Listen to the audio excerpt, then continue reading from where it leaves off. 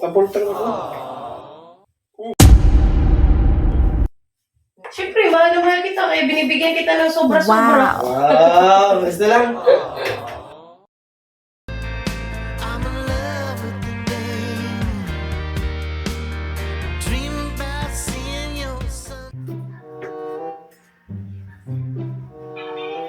Nang araw na itong hindi nanghingi ng pera ha, marami pa ata itong pera. Grabe, 150 na lang pera dito, hindi lang dito nanghihingi. Grabe talaga itong asawa ko. Lalagyan nga natin ito ng bagong pang-allowance niya. Kasi lalo weekdays, hindi ako nakakapagluto ng ulam. 150 na lang pera niya dito. Butas-butas pa yung wallet ng asawa ko. Ayan.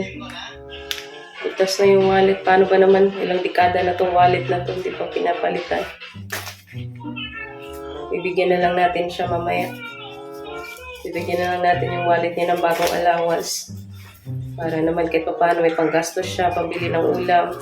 In case na may gusto siyang bilhin. Hindi na siya manghirap pa sa ibaw. Lagay natin dito kasi para maano naman siya mamaya matuwa. May bago na siyang pang-allowance pang gastos.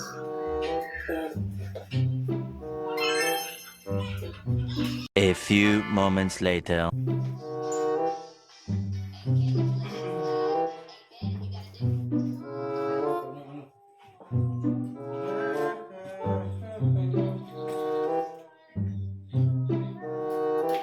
Lang, papa lang. Babalas na ako, ma. Lang, babay na. O sige na. May allowance ka pa ba dyan? Meron pa. Hindi mo chinek yung wallet mo. Meron pa. Check mo nga! Meron pa nga. Check mo kasi baka ka... Isa dati lapis na. Kapos ka dun. Nagpagas naman ako. Kahit pa, syempre, pangkain-kain mo. Papultang ako. Diba? Sabi ko sa'yo eh. Paano di ka nanghihingi? Ba't 2,000 150 na lang nakita ko dyan. Para may panggastos Asan yung ka. 150 ko? Kinuha ko, palit na lang tayo. Sobra-sobra to eh. Okay na yan. Tipirin mo na lang din. Sobra-sobra Bakit mo to. binabalik?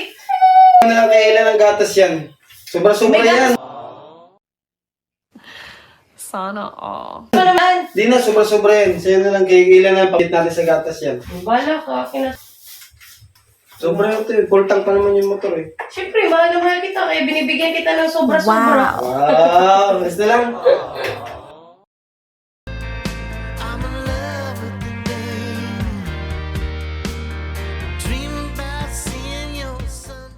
Bye! Bye! Hindi na ba yung papahag-papagli? Dali, hag na, papers. Bye-bye. Guys, let's go. Okay, bye. Ingat ka. Susi mo. Dito na. Okay. Ila, go. Bigyan kay mami ila, okay? Bye. Sarado mo. Sige na.